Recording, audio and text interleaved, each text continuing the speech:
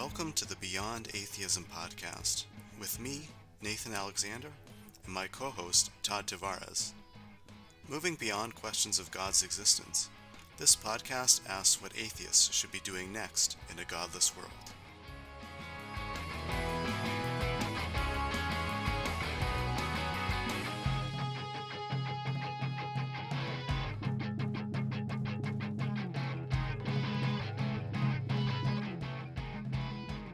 And we're back. We're back from break, feeling refreshed, revitalized, and I don't know about you, Nathan, but just exhausted. How are you doing after this short but wonderful summer break? I'm doing well, relaxed and refreshed, I suppose. Fantastic. Yes. Yeah. So I've been suffering a hot and wet summer, but taking a break was pretty nice. But now we're back into it. Mm-hmm. And today, what we want to get into is something we've long wanted to talk about, but have danced around it pretty significantly. It always comes up, it seems to get touched upon, but we've never really delved into the politics of atheism. And not just, how should we vote as atheists? How do we organize? But more this, how does atheism shape political views? And not on a personal level, this idea that we have a worldview. The worldview is that there is a world without God. We live in a material world that's been shaped by the forces of nature. And how does this convert into political views? And Mm-hmm. Nathan, you found a phrase that you want to talk about that you think helps explain what the atheist political view is. Is that right?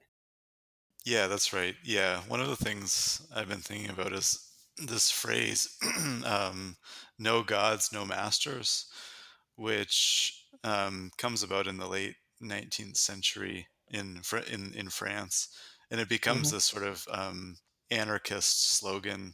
And I think it's sort of like maybe it can help explain atheist politics a little bit. I mean, I think there's some limits to that, but Yeah, I I guess think the it does. oh, You're saying that we're yeah. all anarchists, right? That was easy.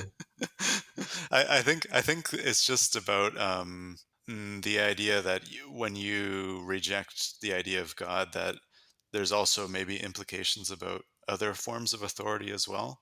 So like you're throwing off other kinds of masters as well. And I Hmm. think that sort of maybe helps to explain atheist politics historically and then maybe today as well. Is there more? Can you bring in examples that you're thinking of when you think of like this idea of masters? We know the idea of no gods, right? But Hmm. this idea of no masters, that's a huge jump. And in anarchism, it means like there's no legitimate political authority, which I don't think is the same extent that you're claiming.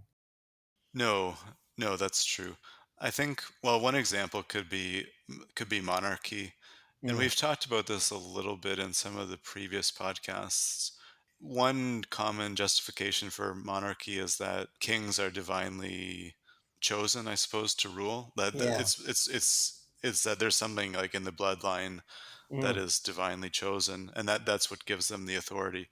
So yeah. naturally, if one is an atheist, they're going to oppose that justification. Yeah. Yeah, so justification, though, it's not the right word. And this is Okay. a little more formal and technical. Justifications sort of rationalize something, right? So you're Hmm. dealing with something that's de facto. And if you justify it, you say, you know what, I'm okay with that. Kind of like that. Yeah, that's true. Whereas what we really want to get to is this concept of political legitimacy, which Right. is weird because it's not a justification. The concept of legitimacy is about when someone has the right to rule Yeah. and when we have a duty to obey. In that case, it's the divine right of kings. It makes that person the king. If they were Yeah. not chosen by God, if they're not the firstborn, they're not legitimate. And we see like constant wars in European history over Hmm. who is the legitimate heir and how are Yeah. they going to carry this on. And it's about legitimacy. Which of these two people, which is the the king and which is the pretend. Hmm. Who is the one I have to give fealty to? Who is the one I need to obey? And it's not because one has a bigger army than the other, Yeah, right? that's true. Yeah, One has a special quality, namely, like, well, they're the firstborn son, therefore they're the legitimate ruler. that's true. I mean, I do think maybe it was always the case that there is talk about legitimacy of a particular king, but there's also kind of political motives for supporting that king as well, beyond just like, that God has chosen them or something. Well, yeah, and to split it up, I mean, there are very often ideas of legitimacy are kind of tough to wrap our head around. The most basic one I can think of, especially in the US context, is that as a democracy, we're raised with this idea that the person with the most votes wins. So they're both going to claim, two people can claim to have won. We've seen this recently, can claim Hmm. to have won, Yes. but it's this idea the one with the most votes is the one who's legitimate, right? Hmm. Hmm. And in the US, we have a legal system that does it in a different way. So we have this system written in the Constitution that says this is the way that we choose the president. So this is how we get a legitimate president. And Hmm. it's this Hmm. complicated, convoluted system called the Electoral College. But at the end of the day, even when one person loses the popular vote, if they win the Electoral College, they become legally recognized. They become the legitimate president. People respect it, even though you get people who say things like, not my president, or they have bumper Hmm. stickers to that effect. There's no doubt that that person is the legitimate Hmm. president, right? And Hmm. this was in 2000. It came down to a court case, but the court legitimized it, said legally we recognize this follows the process, this follows the legality, this follows the system by which we make a president the president, and Hmm. therefore George Bush is the president. It's a weird thing to wrap your head around, but it is very much this. It pushes it forward. Legitimacy confers this power upon a person. It's not a justification. Yeah, that's true. I mean, I guess. Well, one of the things, sort of historically, that's interesting is that there's definitely this connection between atheism and any sort of free thinking, we'll say, and being a Republican. So Republican, like in a small R thing, whereas Yeah, or you the British sense, or the like electoral in sense. the sense of like rejecting a monarchy, I Okay, guess. yeah, yeah. But I mean, I suppose it's interesting because obviously, like, there's this issue of legitimacy. Maybe it's too much of a tangent, but like, I think it's one thing to say, like, I recognize, if you're in Britain or something, like, I recognize that the monarch is the legitimate head of state, but I also don't believe in the monarchy, or I don't think it's like it's a correct or like the preferred form of government. Yeah, and that's when it starts to break down, because Hmm. what you're saying, what the Republicans, in that sense, or like let's just say anti-monarchical forces say, is that like being born to someone else does not give you the right to Yeah. rule. And we can get into a lot of cases where legitimate authority loses legitimacy over time, but that the argument between a monarch and an anti-monarch, or monarchist and anti-monarchist, is the argument that the king is legitimate. We ought to have this lineage passed down. We ought to pass power down that way, versus someone who says that is not legitimate. We need to choose for ourselves. And this is a great place to start, because that the divine right of kings comes specifically from a theistic perspective. Hmm. It's Hmm. entirely this theistic perspective. As you need a God, God confers this power. If you remove God, that legitimacy falls away completely. Hmm.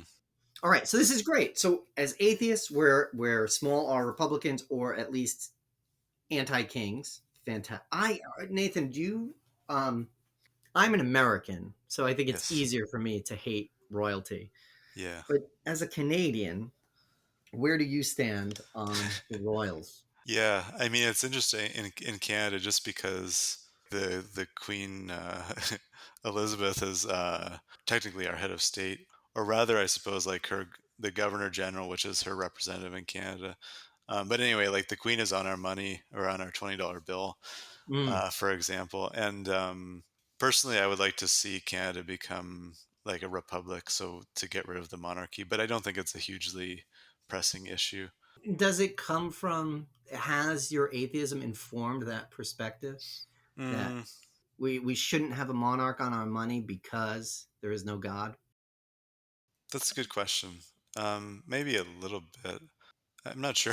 I'm not sure. I Well, mean, okay, yeah. let's make this a little more personal, Okay. because we can think of it like this is the big, these are big political questions, but I think it's something that we do in daily life anyway. We recognize legitimacy for who we ought to obey. If someone says to do something, we ought to do it. It's good to do it. They have the right to tell us to do that, and we ought to do it. So let me give you some examples. I want to give you four choices, Nathan. Okay. All right. So here are the four choices. You can choose one of these answers. It's three people. Is it the doctor, the priest, a garbage man, or none of the above? These are the four answers you can give For what? So what is the question? for Sorry. who you ought to obey. I will give you some Oh. situations, and you tell me Okay. who you ought to obey, Okay. So it's just to clarify. It's priest, doctor, garbage man, and someone and and none of the none of the above. above. Okay. None of the above. All right. Yes. Ready. So here's the problem you face in life. Who will you obey? You will go to them and say, I seek your guidance. Whatever you say, I will Hmm. do. Okay. You need to know how to sort your recycling. Who do you go to? I would go to the garbage man in that Garbage case. man, right? Or He's yes. he's Yeah. the authority. Okay, Yeah. why? What makes him the legitimate Um. authority here? Hmm. I suppose because he has the knowledge about the question. Like he's sort of knows about the regulations and so on. He knows about the regulations. He knows, right? He knows the proper way. He knows how it needs to be when it gets to wherever it goes, which we as good consumers just imagine as sort of like a hole in space time. Yeah, right. Like, Yes. so it's knowledge power. It's the appropriate thing. It's the right way to do it. The rules and regulations. All of this stuff. Okay, easy, right? Yes. He's Easy. the legitimate authority. Yeah. Okay. Second question. You're feeling a little off. Mm-hmm. You have worries about your overall health and wellness. Maybe questions about your diet. To whom Yes. do you turn? Doctor, priest, garbage man, none of the above. I would go for the doctor in that case. Why would you go to the doctor? The doctor would have the knowledge guide to help guide my choices and to be able to know like what to do in a certain situation. Hmm. Hmm. Right. Okay. Yes. Okay. Same for people, or four choices: doctor, priest, garbage man, none of the above. You think you might be drinking a lot, Right. Okay. imbibing too much alcohol. To whom would you Yes. turn and obey them?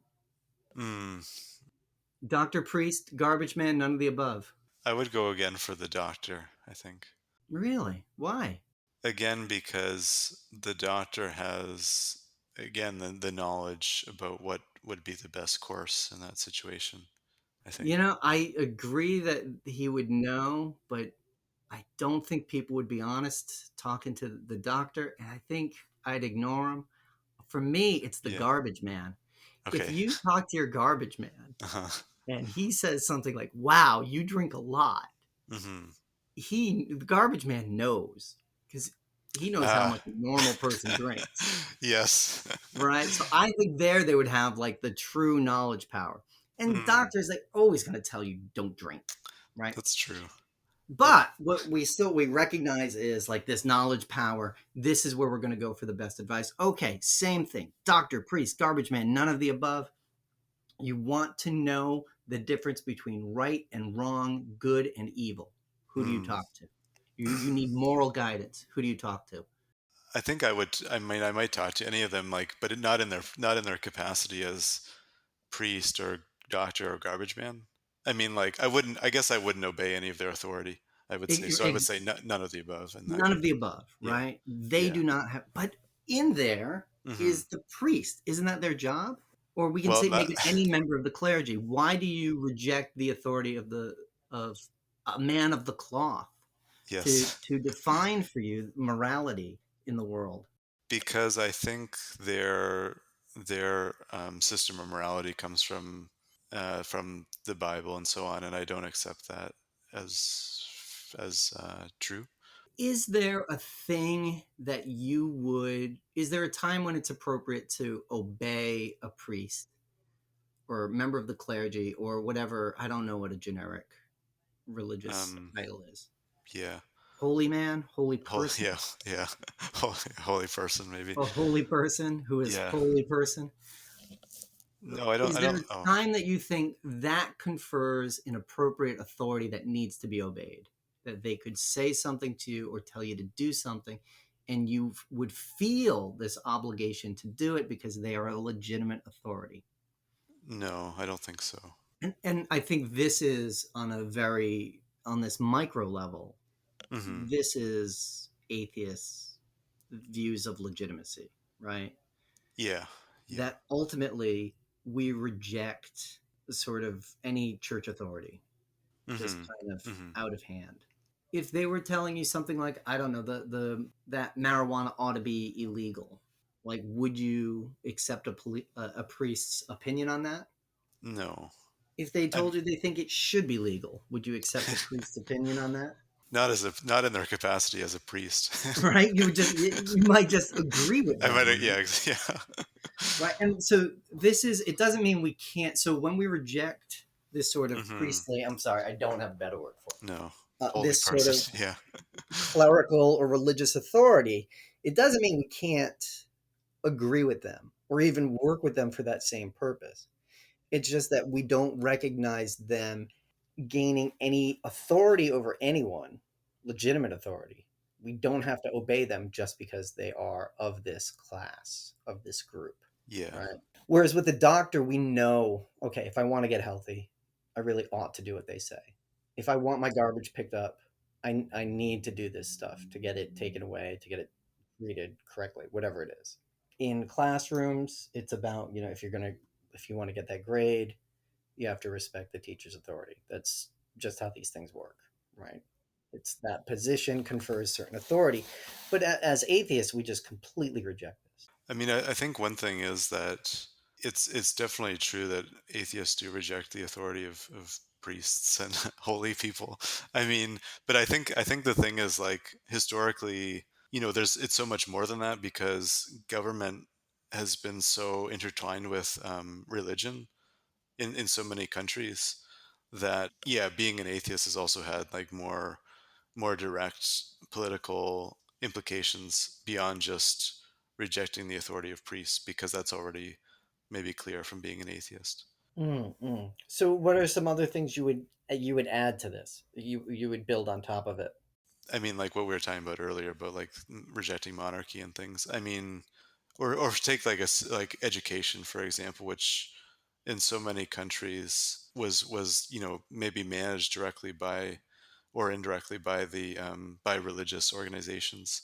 So, to be an atheist, like, you also, had political opinions about the education system, for example, like who should be running that, things, yeah, things like that, I think. Yeah, Yeah. So, like, what religions ought to have the right to do in yeah, that's in a true. society. Yes, And yes. this is, I think, becoming a pretty hot topic in Canada right now, isn't it? With the recent revelations. That's true. Yeah, there's been recently, at these residential schools, which were schools that were intended for Indigenous people, and were often run by Catholic Church or the Anglican Church, and with the goal of sort of completely removing their Indigenous heritage, and so Indigenous people would be taken from their families and put in these boarding schools and kind of punished for if they spoke their native language or something like this. And then, like, bit recently, there's been revelations where there have been mass graves found at various residential schools. So this is definitely, calling into question these religious organizations' roles in the residential schools. Yeah, they shouldn't be in charge of the schools. Was No, no. was that their like overt purpose? Was that sort of like cultural obliteration, just a Yeah, complete like assimilation? Take First Nation kids and make them Canadians? yeah, exactly. Yeah. I Wow. mean, I think they had, they had a like for in their minds, it was a benevolent purpose of sort of quote unquote civilizing them, and the way to do that is to take them completely away from their own culture and just destroy it. Yeah, so that they can live in, again, quote unquote civilized society. Right. Yeah. Yeah. Yeah, but obviously, there was horrendous abuses and things. Wow. Um, Is yeah. does the church still have a role in education? Is it state supported in Canada? It's mostly government run, but I mean, there's a Catholic school board in my province of Ontario, and I'm not sure like exactly what the role of the church is in that, but anyway, like there is still like religion's a little bit intertwined still. Yeah. Yeah, and Um, I mean, this is what I would expect is that they kind of they're seen to lose legitimacy. And even at these other levels, right? Like religious interference with secular processes or secular programs, right? That shouldn't be legitimate. That's not an appropriate use of their power. They don't have the right to make these demands upon people or claims. yeah, I mean, it should be said like that in the case of the residential schools, they worked like the churches worked hand in hand with the government to do this. That's awful. Do they know the extent of the deaths? No, Is it I think is it ultimately just like unknowable? they're doing more sort of archaeological work, I think, in around this like former residential schools. And I think there's been a couple of cases of like finding new mass graves, but it's it's not clear exactly when these were from or what the like why there was so many children dying at these schools, like if it's disease or whatnot. But yeah, That is super messed up. So that's I mean this is a case where we can challenge. I forgot what we call them. Holy religious holes. ho- Is that what we call them? holy people. Holy people. Holy Yeah, people. All yeah. these holy people. Hmm. Are there other things that I mean, some monarchy, definitely like secular education, Yeah, right? I mean, these aren't really radical. Maybe in 1750, yeah. it's Right, super yeah, yeah, radical. that's the thing. I mean, I think now they're sort of commonplace, but 200 years ago or whatever, they wouldn't be. And I mean, I think maybe we can get into this now. I suppose that it also seems to happen that many atheists, when they reject monarchy, for example, they're then maybe more willing than the rest of the population to embrace democracy. Like, for example, again, I think we talked about this in a previous podcast. Like in the 1800s, atheists and other freethinkers were at the forefront of advocating for democracy, like extending the vote to everyone, Mm, um, to all men and to women as well. yeah, Um, and I think they were sort of ahead of their times in that. And I think maybe it's sort of like the issue we are talking about before, like about this issue of legitimacy. yeah. Like if a monarch is not legitimate, then what is a legitimate form of government? Well, okay, so we kind of left it off with like Yeah. none of the above for Yes. like Right. Right. morality and Yes. That's goodness. yeah. So Yeah. yeah, so if we go the other way, Hmm. right, then who is a legitimate arbiter? Who is someone we can trust and go to and say what is good, what is bad, and respect what they say, and it becomes like our sort of guiding principles. Hmm. Yeah. I think this is like the no gods, no masters thing is sort of an interesting way to think about it.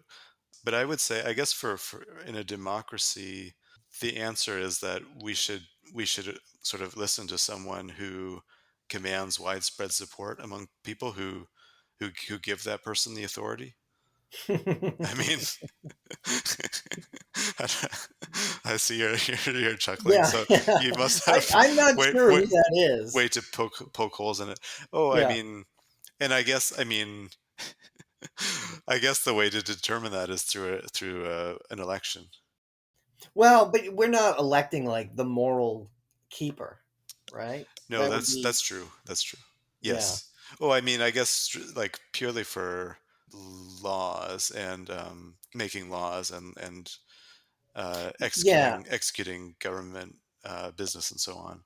totally. But I think one of the things that we kind of, this is a leap that we're not quite able to make yet. I think you and I in other discussions have struggled with how far we can push this one.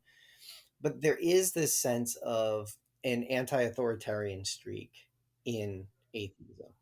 Like there kind of has to be. Yeah. Because if someone, and it's in this idea of no gods, no masters, if there's just this one person who is like the lawgiver, I am the lawgiver, right? And on Sunday we eat pizza. There's I think an implicit rejection of that in atheism. Yeah. Whereas what you said, your answer I thought was great with and it kind of showed a very democratic principle saying like, yeah, if I wanted to know what was good, I would talk to a doctor, a priest, and a garbage man. I talk to everybody. Hmm. Hmm. But not as a doctor, a priest, and a garbage man, just as like people, Yeah. Right. like Right.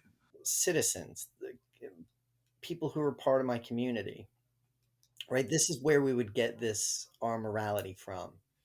And it's also I think it's certainly in the phrase, right? No gods, no masters.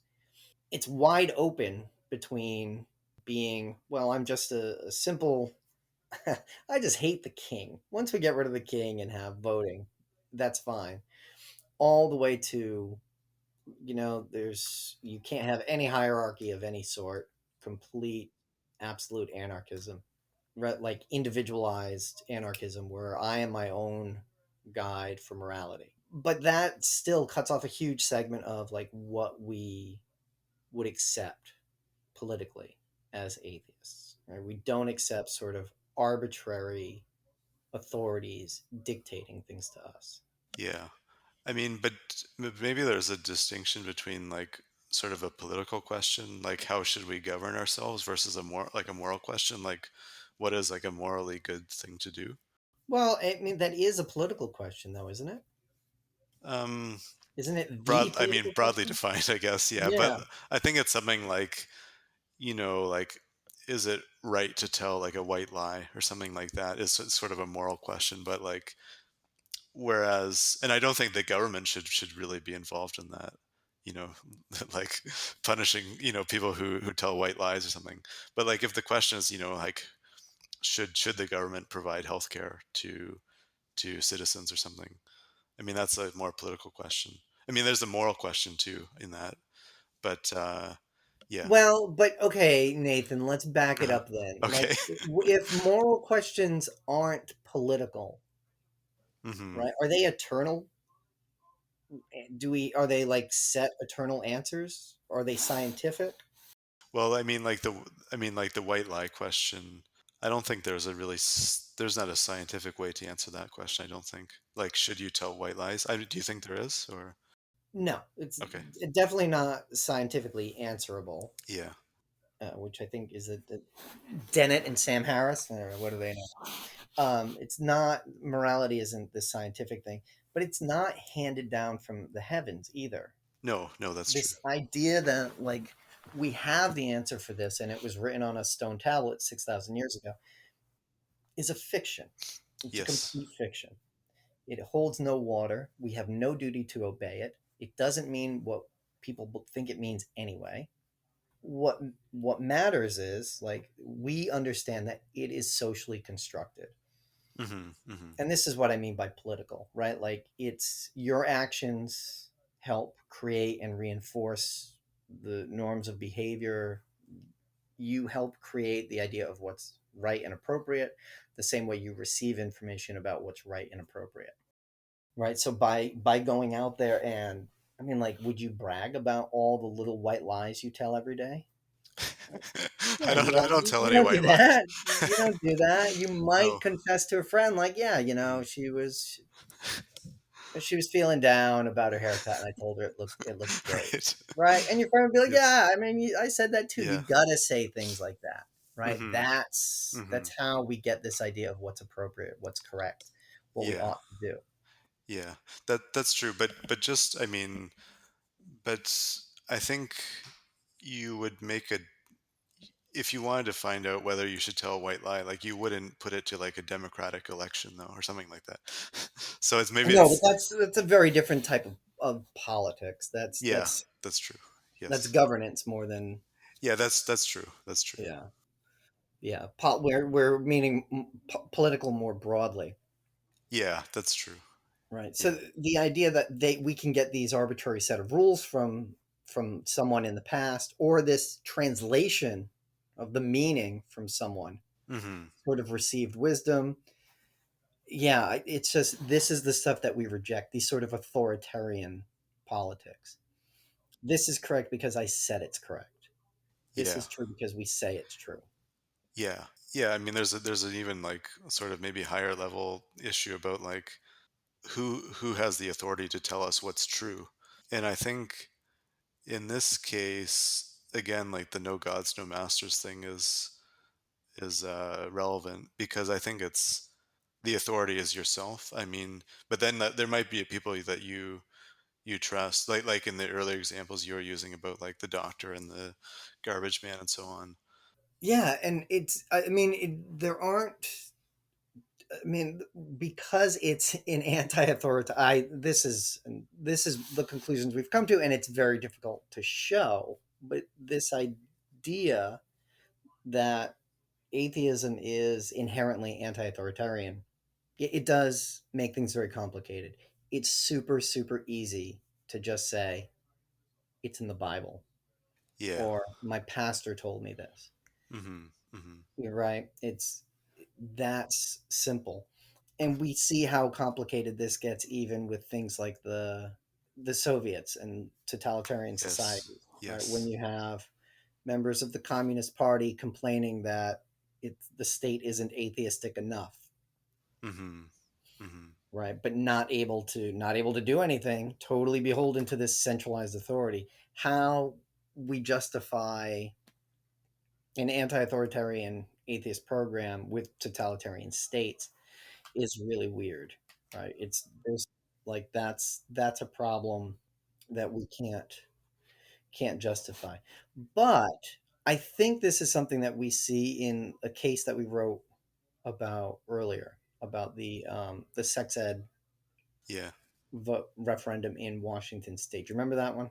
Yes. It's that an article we wrote in the Humanist magazine about the last presidential election and I guess and generally like nuns NONES voting patterns and so on.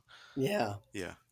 Yeah. Anyway, Uh, yeah, go ahead. Yes. so basically, in one of the cases, I mean, it's a great case, is that the Washington State in 2020 had a ballot measure, a referendum about sex education, which on itself, it's not directly or very clearly this religious bill.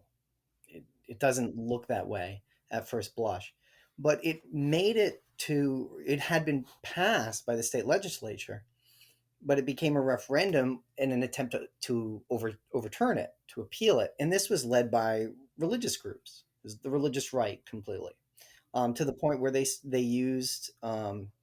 We know it was like voter drives were located around churches.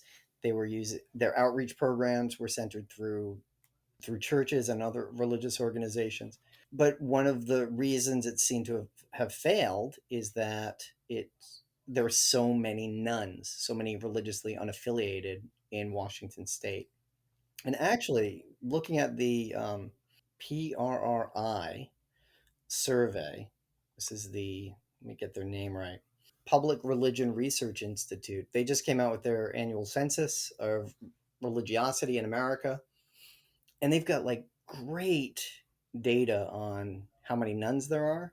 And if you compare the density of religiously unaffiliated county by county in Washington state to the election outcome, it's almost perfectly predictive, county by county, where if you take the amount of nuns or religiously unaffiliated, add about 50% to itself, that will give you the total votes for the sex education bill to approve it. A couple ways to think about this. One is that leftists are atheists, right? It's just overlap. Liberals, atheists, same thing. That's stupid. It's right. Okay, that's one way. Another thing is this sort of network effect that the no voters are mobilized through churches. People who are not going to church don't hear these arguments. They don't talk to people who believe these arguments. Therefore, they vote differently. Okay, easy answer.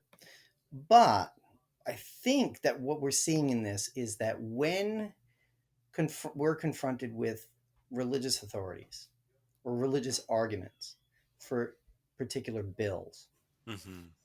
that atheists and nuns and the religiously unaffiliated do not recognize the authority of that argument at all. Hmm. Hmm. Right? That if when you have a priest come and say you need to vote against this bill, it doesn't matter. It falls on deaf ears because they don't have the authority, right? It's like your doctor telling you how to sort your garbage.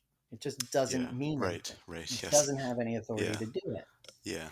And this cuts even if they came out and said, if a priest from your town came out and said, you know what, we should legalize marijuana. We should get the queen off our money. You'd be like, yeah, but for totally different reasons, right? It's not there. You don't recognize their authority. You might agree with their opinion, but you don't recognize their authority. Hmm. Hmm. And I think that's buried in this. This is something that's different from a liberal perspective, which might be about universality of human rights and all this other stuff, but not about what we fundamentally reject is any religious authority's right to tell us how we ought to live our lives. Yeah. I think I think it probably extends to other questions like abortion or something like that, or same-sex marriage. And I'm sure that, I mean, I don't know the numbers, but I'm sure that it's the case that atheists and agnostics and other non-religious people are, um, you know, disproportionately supportive of like same-sex marriage and access to abortions and so on. I mean, I think it's something. It's even.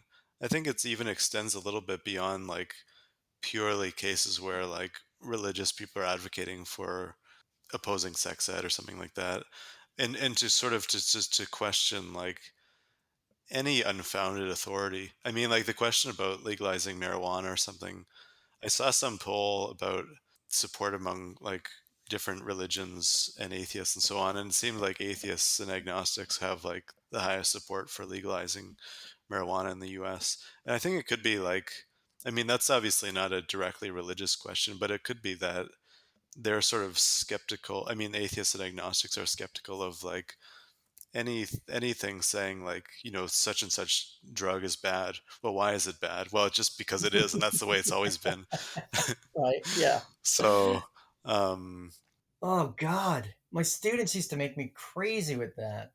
Just all the time. Like it was like, why is alcohol legal? right, exactly, Because it's exactly. good. Well, why is it good? Because it's legal. But why is pot illegal? Because it's bad. What makes it bad? It's illegal. Yeah, What the right. hell? Like, oh my God, around and around we go. Hmm. So I think there might be more of a willingness, like among atheists, to question things like that. To pull on another thread earlier is like this idea of a fixed morality that comes from on high and is unchanging. Like the idea of questioning like which drugs are legal and why it can't exist in that formula, right? If you just think, okay, like yes, these are the 10 rules that we need to follow. Marijuana is a bad drug, bourbon is a good drug. That's all we need to know. Pass Yeah. the beer. Yes. Right? Yeah. Light me up a camel, right? Because Yeah. that's a legal drug and it's okay. Hmm. Yeah. I think it is like it is something because atheists or not obviously, but in most cases they've rejected the religion they were raised in. So this means that they're willing to question. like they're more willing to question any kind of thing that is taken as a given. So that they're more willing to question traditional things. Like I think there's some people might say, why should we do this something this way? Like we've always done it that way, and that's what gives it like the legitimacy, I guess. Are Or there just things that, yeah. that you've questioned that way? Me? Yeah. Um, not anything offhand. I mean, I guess like something could be. I'm not a perfect vegetarian, but I mean, like, I don't eat as Mhm. much. I don't eat that much meat. I mean, that could be something. I mean, like, some people, it's a very big change, I suppose, like to not eat meat because it's like they've always eaten meat, and why change it? So I think that's something. I mean, that maybe it's like it could also be a kind of personal temperament. Maybe I don't know. Like Well, that I I mean, yeah, that's a different yeah, thing. The idea yeah. of like this is just personal temperament. Hmm, hmm. Um, I was gonna say that if we kind of push this example, right, and it's people who are raised atheist, would it be right to challenge your atheism as a received information? Oh, someone's raised atheists, and would an atheist be willing to question that? I mean, I think part of like yeah, historically has been that atheists have they have thrown off the religion they were raised in, and then they were sort of minorities within their societies, and that's sort of informed how they've thought about politics probably. But when it is a case where someone's raised atheist, and maybe it's the case that more and more people are going to be raised atheists, will they then be sort of like kind of blindly accepting atheism? I'm not sure. I mean, I think it's possible. So I Yeah. think there's like a process in atheism, Mhm. Mhm. right? Is it? I don't know. Then I guess it would just be received wisdom. Yeah. Maybe this is something to consider, like how we raise an atheist. Yeah.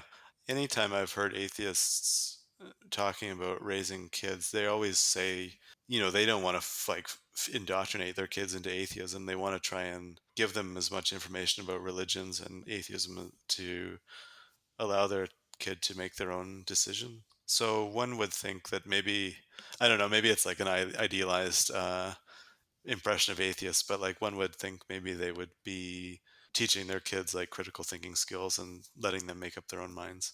Right. And I mean, it's also kind of akin to being like, well, most people were raised in the absence of QAnon, right? Hmm, And we all have the opportunity to accept or reject QAnon. hmm. So that would be fine. And in an atheist world, you would reject authoritarian claims, meaning like this is true because I said so, things like that, Yeah, yeah, right? Or we know it's true because I heard it from this guy. And there are, of course, there are methods by which we test received wisdom and accepted wisdom, like so like the scientific method yeah. supposedly does this, right? Yes. Yeah. Right, we need to go out there, challenge it, even though we just, yeah, it's just something that we heard from a guy. Of Hmm. course the sun revolves around the earth. Yeah, You've got to go out and yeah, take a look. Does it, how much does it make sense to you? Does it work out? Can you show that that's not the case? yeah. I mean, yeah. I mean, obviously, most people haven't actually done the experiments themselves to verify. Uh, but, well, I mean, one thing we should talk about, I guess, before we wrap up is like, again, like the question of legitimacy. And once atheists have gotten, or like the no gods no masters, once we've gotten rid of the masters, like what do we do? Like what is a legitimate authority for an atheist, I guess? I mean, I guess we've talked about that a little bit, but Well, yeah, yeah, the things that we've recognized are like knowledge, power, and but there is this with the anti-authoritarian idea. It's that there is that we either do it purely ourselves, and this is where I think atheism gives a terrific yeah, range yeah, that's true. to political outcomes, some of which are right-leaning in a lot of ways. Right, you can develop a very libertarian tendency from this position. Right, Yes, yeah, yeah. I can reject all these moral authorities and make my own for me, Mm-hmm, right? mm-hmm. And that is a completely legitimate expression of atheism, right? The Bible's wrong, this is wrong. only person I can trust to know right from wrong is me. And you can have the more communitarian sense where we all ideas of right and wrong are constructs, and they're made and enforced through social interaction, and that's how we determine what's good and bad. I talk to members of my community, identify people who are performing actions that I think are correct. Basically, you use TikTok. That's the answer. All right. I'm a TikTokitarian. Right. That's where my morality. Oh God, what horrible morality. So yeah, those that gives us a pretty broad range there in terms Yeah. of where authority ought to be vested in constraints on personal power. Yeah. Is one way to put it. Yeah. I mean, Um, yeah, I think it pretty much runs like from libertarians and anarchists like to like communists and so on. I mean, who would favor like a really large state that has a lot of authority over people. it And could, yeah, yeah, and all of those could sort of fit under an atheist worldview. right. But so long that it's not arbitrary and it's not based on received Yes, wisdom right. Yeah. or these like eternal laws that are mystically understood, Yeah. right? I think one kind of form of politics which really is not compatible with atheism, I think is sort of more traditional conservatism where it's like very unwilling to break with tradition just like or it's like tradition for its own sake in that like we have a particular way of doing things and we've done it this way always and it's worked out well enough so far that we shouldn't tamper with it. And I think that's probably, I'm sure there's some atheists who might think that, but I think on the whole that's somewhat incompatible with atheism because obviously atheists have already made sort of a radical break with religion in most cases if they are raised that way. So I think that's, like it is true, like atheism is compatible with many different kinds of politics, but this sort of more traditional conservatism maybe not. No, and especially when it's something that's just handed down Yeah. and Hmm. you have to accept it Hmm. from the Hmm. previous generation. Yeah. I think, yeah, I can't think of any reason to disagree with that now. Yeah, I mean probably there are atheists who might make that argument, but Well, I yeah. yeah, the thing that's coming to mind for me and is kind of making me feel a little silly about it is like being like a neo traditionalist in the sense that like you only practice new traditions. Right. Where you like Yeah. where you kind of either like invent the tradition or reinvent the tradition Hmm. every year. So like I don't know how it is for you, but you know, the idea of like American Christmas, it isn't really, there isn't really one version. It's kind of secular, it's kind of Christian, it follows the same basic, I don't know, Platonic form, right? But it mutates every generation as it gets combined with another tradition and things get dropped. Yeah. So I think in that way, and I think that way because one of the things, particular views of legitimacy I'm drawn to is this idea like I'm only beholden to the laws that I myself help create, right? That if we don't factor in the creation of the rules, Hmm. it's not ours to, like, we shouldn't be beholden to them, which is it's a ridiculous and kind of extreme idea, Yeah. but basically like we have to be able to decide if we're going to play by these rules or not. Yeah. I think that makes sense. I think that's sort of true politically. Like, even like laws that were created decades ago sort of in theoretically in a democracy, like the legislature could always change those laws. And Right, if yeah, they choose not to, that's sort of an endorsement of them, I suppose. right, yeah. And I think yeah, that's like one of the great traditions in British law Hmm. Hmm. or British parliament is that like you can't make a rule that limits a future parliament's ability to change that rule or law. Yeah, yeah, right. Yeah. Right. So the idea, like, yeah, you can't like. So I think what this comes to is this idea where, like you're saying, you can't just take you would never accept a tradition uncritically, or you may celebrate it, but not because it was given to you, right? Yeah. There's something about it, some volition in there somewhere, Mhm. or at least some challenge of it, some thought, right? You would Yeah. have to put that into it. Yeah. That's Yeah. true. Yeah, and there are like definitely those more authoritarian strains of conservatism. That segment of the right, the authoritarian right and conservative right, religious right especially, it's not compatible with that. Certainly not, because there has to be. It just it doesn't fit legitimate uses of power Mhm. Mhm. the way atheists understand it. Mhm. Well, Nathan, I feel like we've answered a question tonight. Yeah, I think we We definitely. totally did it. We nailed it. Yeah, I think that problem has been solved. So on to Right? Yeah. Since the dawn of yeah, time, man has wondered who has legitimate authority to tell yeah, me how to sort my yeah, garbage. And yeah. now we know. The garbage man. Yeah, Garbage man can. Oh, there we go. yeah. Worked out. Yes. Not the priest. Don't go to the priest. No, He doesn't know. no, no. It's Uh, all wine. That's it. It's just wine mm. bottles with that guy. Oh my um, goodness. All right. right. Anything we need to any business we need to attend to here? Just to like and subscribe and rate and review, etc., etc. The Totally podcast. smash that button. Yes. Pull that string. Yeah. Is there anything they can kick? I don't- Maybe kick it old school. Kicks. There we Yeah. go.